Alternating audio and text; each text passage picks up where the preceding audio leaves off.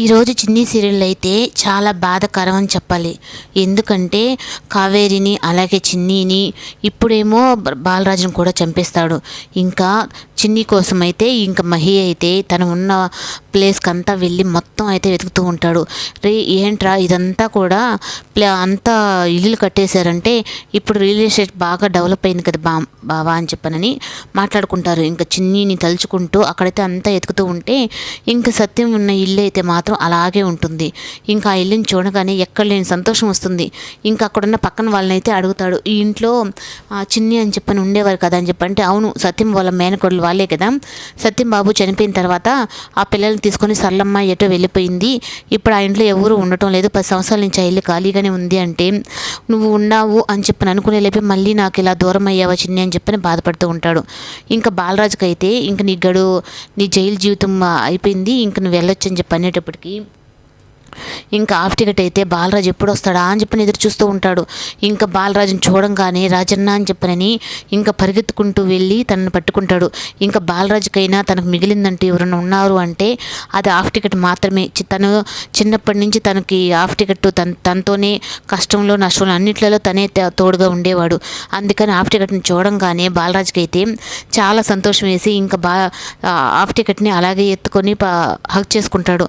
ఇంకా తన బాధ అంతా కాస్త అయినా కొంచెం తీరినట్టుగా ఇంకా హాఫ్ టికెట్ అయితే ఇంకా అన్నం చూశాను, సీతారాములు లాంటి అన్నం చూసుకున్నాను అని చెప్పని చాలా సంతోషపడే లోపల ఇంకా దేవా అయితే కేరళ నుంచి మనుషులను రప్పించి ఇంకా బాలరాజుని అయితే అక్కడి నుంచి తీసుకెళ్ళిపోతారు. ఇంక ఎంత తీసుకెళ్ళొద్దని చెప్పనని హాఫ్ టికెట్ బతిమలాడుతున్నా తననైతే నెట్టి లాగి పక్కన వేసేసి బాలరాజుని అయితే తీసుకుని వెళ్ళిపోతారు. ఇంకెళ్ళిపోయిన తర్వాత కారులో అయితే దేవాకు ఫోన్ చేసి ఈ విధంగా తీసుకొచ్చేసామన్నా చూడు అని చెప్పానంటే 10 సంవత్సరాల తర్వాత దేవా మొహం అయితే మొదటిసారి దేవా మొహం చూస్తాడు. ఇంకా ఆ మొహం చూడంగానే కావేరిని చంపింది, కావేరిని ఇబ్బంది పెట్టినటివి అన్నీ గుర్తు తెచ్చుకొని బాలరాజుకి అయితే చాలా బాధేస్తుంది. నువ్వు ఎలా ఉన్నావు మిత్రమా, ఏం మారలేదు, నువ్వు అలాగే ఉన్నావు, ఏంటి మిత్రమా ఇలా అయిపోయినావు అని చెప్పి నేను అంటూ ఉంటే తన చిన్నిని కావేరిని చంపాడు అని చెప్పని ఇంకా బాధ చాలా ఉంటుంది. తర్వాత తనేమో నువ్వు నన్ను ఇప్పుడు కలుసుకోవాలన్నా కలుసుకోలేవులేవు మిత్రమా, ఇప్పుడు నేను ఈ రాష్ట్రానికి హోమ్ మినిస్టర్ని, నాతో ఎప్పుడు ఫుల్ పోలీసులు సెక్యూరిటీ ఉంటారు, నువ్వు నన్ను కలవలేవులే అని చెప్పని అంటూ ఉంటే నీ అంతం చూడడానికి నేను తిరిగి వచ్చాను రా అని చెప్పని అంటూ ఉంటాడు. నా అంతం నువ్వు చూడడం కాదు మిత్రమా, ఇప్పుడు నీ భార్య నీ కూతురు నీ కోసం వెయిట్ చేస్తూ ఉన్నారు, నువ్వు కూడా అక్కడికే వెళ్ళిపో అని చెప్పని అంటాడు. ఈ లోపల నాగవల్లి అయితే వచ్చి ఎవరితో బాగా మాట్లాడుతున్నావని చెప్పని మాట్లాడుతుంది.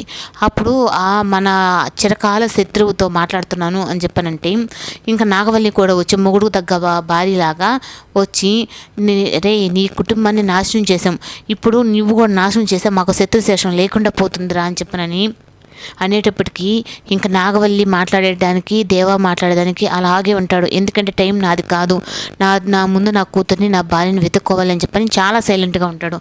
కానీ మొత్తం అయితే దేవా అయితే గుర్తుపెట్టుకుంటాడు. లాస్ట్ ఇంకా చిన్ని విషయంలో కావేరి విషయంలో చంపింది కూడా మొత్తం ఒకసారి గుర్తు తెచ్చుకొని ఇంకా బాలరాజు అయితే చాలా బాధపడతాడు. నా వల్లే నేనేం చేసిన, నీతో స్నేహం చేసిన నా తప్పు వల్లే నా భార్య నా కూతుర్ని ఇద్దరిని పోగొట్టుకున్నాను, నా జీవితం అనేది లేకుండా చేసావు కదరా నువ్వు నీచుడా అని చెప్పనని ఇంకా తిడతాడు. నువ్వు నీచుడు కాదురా, ఇప్పుడు నిన్ను తీసుకొచ్చింది కూడా నిన్ను చంపడానికి, రే వాడిని చంపేసి వచ్చేసేయండిరా అని చెప్పనైతే అంటాడు. ఇంకా నాగవల్లి అయితే చాలా సంతోషంగా ఫీల్ అవుతుంది. ఎంతలా అంటే మొగుడు ఒక తప్పు పని చేస్తున్నా దానికి సమర్థించి నా అక్కని చంపిన కుటుంబాన్ని నాశనం చేశానన్న తృప్తి నాకు ఇచ్చావు బావా అని చెప్పని చాలా సంతోషంగా ఫీల్ అవుతుంది. ఇంకా బాలరాజుని అయితే తీసుకొని వెళ్ళి వాళ్ళు బాగా కొట్టి ఒక చెరువు దగ్గర అయితే తన్ని పడేస్తారు. తల మీద కొట్టడంతో ఇంకా లేని పరిస్థితులు అయితే బాలరాజు అక్కడే పడిపోతాడు. ఇంకా అక్కడ పడిపోతూ ఉంటే ముందు కారులో తీసుకెళ్ళేటప్పుడే అక్కడ కారు ఆపినప్పుడు ఎందుకు స్టార్ట్ కాలేదని చెప్పానంటే ఇంకా చిన్ని కూడా అటుపక్కే వెళ్తూ ఉంటే కాసేపు తన కన్నుల వెంట నీళ్ళు వస్తూ ఉంటాయి. ఎందుకంటే తన నాన్న అక్కడే ఉన్నాడు అని చెప్పని తన మనసు అయితే చెప్తుంది.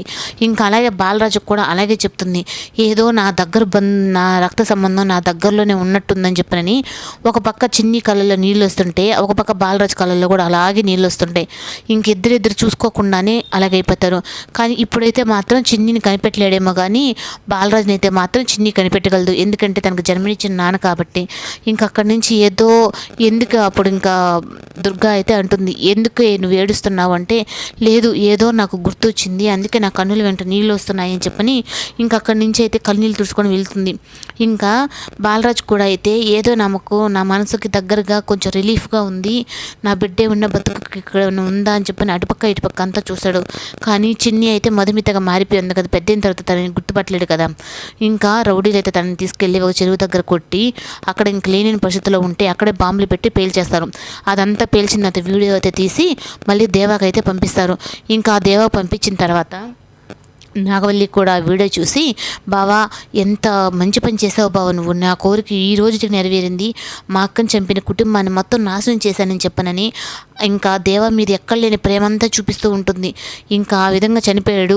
చిన్ని చనిపోయింది, కావేరి చనిపోయింది, అలాగే ఇప్పుడు బాలరాజు కూడా చంపేశాము, మనకు శత్రుశేషం లేకుండా చేసుకున్నాం బావా అని చెప్పనని ఇంకా చాలా సంతోషపడుతూ ఉంటే, కానీ బాలరాజు అయితే మాత్రం చనిపోతూ కూడా నీకు చేసిన నేను అన్యాయానికి నేను చేసిన మోసానికి ఈ 10 సంవత్సరాలు నేను జైలు శిక్ష అనుభవించాను, ఇప్పుడు నీ దగ్గరికే వస్తున్నాను కావేరి అని చెప్పని చనిపోతూ కూడా కావేరికి తాళుబొట్టు కట్టింది, తనకు లవ్ ప్రపోజ్ చేసింది అన్నీ గుర్తు తెచ్చుకొని ఒక అనాథ శవంలాగా అక్కడే అలాగే పడిపోయి ఇంకా కొన ఊపిరితో కొట్టుకుంటూ ఉంటాడు.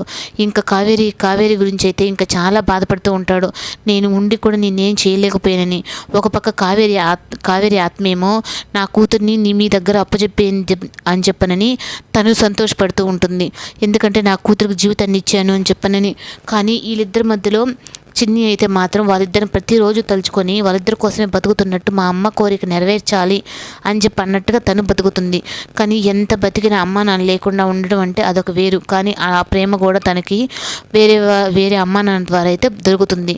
కానీ ఇంకా నాన్ని చనిపోవడానికి కారణం ఎవరో తెలుసుకోవాలని చెప్పి అన్నది మాత్రం తను వదిలిపెట్టదు. చిన్నప్పుడు ఎంత సైలెంట్గా ఉన్నా ఇప్పుడైతే ఒక శివంగిలాగా ఒక మాట అంటే కూడా పడన అమ్మ ఎలాగా తయారవుతుంది. చిన్నప్పుడు ఏమన్నా అన్నిటికీ దేవుడు చూసుకుంటాడు, మనం కోపగించుకోకూడదు అన్నట్టుగా ఉన్న అమ్మాయి ఇప్పుడైతే అలా ఉంటుంది. ఇంకా నాగవల్లి దేవ సంతోషానికైతే ఇంకా అవధం లేకుండా ఉంటాయి. ఇంకా పార్వతి దగ్గరకు అయితే వచ్చి, అక్క నేను నీ కోరిక నెరవేర్చాను అక్క, నిన్ను చంపిన వాళ్ళని చంపేశాను అక్క అని చెప్పనని అంటుంది. బావా ఇంకా మనం చిన్ని బ్రతికే ఉంది, మన మహి రూపంలో తను ఇంకా బ్రతికే ఉందని మనం మహి నమ్ముతున్నాడు, అందుకని మహి మనసులో ఉన్న చిన్నిని చంపేసేయాలి, ముందు ఇంకా మనకు శత్రుశేషం అనేది లేకుండా పోతుంది. మహిని కానీ మనం మార్చుకొని శ్రేయకిచ్చి పెళ్లి చేశాము అని చెప్పంటే ఆ చిన్ని కావేరి పీడ మనకు వదిలిపోయినట్టే. అంటే ఇంకా మహి అయితే మాత్రం ప్రతి క్షణం చిన్ని గురించి ఆలోచిస్తూ తన గురించి పాటలు పాడుకుంటూ ఉంటాడు. ఇంకా చిన్ని అయితే నన్ను ఇరిటేషన్ చేశాడు కదా, అందుకని వీడిని కూడా ఇరిటేషన్ చేయాలని చెప్పని ఒక పాట సాంగ్తో అయితే ఎంట్రీ ఇస్తుంది కాలేజీలోకి. నువ్వు కాలేజీ అనుకుంటున్నావా, ఇది ఏమైనా చేపల మార్కెట్ అనుకుంటున్నావా అని చెప్పానంటే, అవునా నువ్వే చెప్పాలి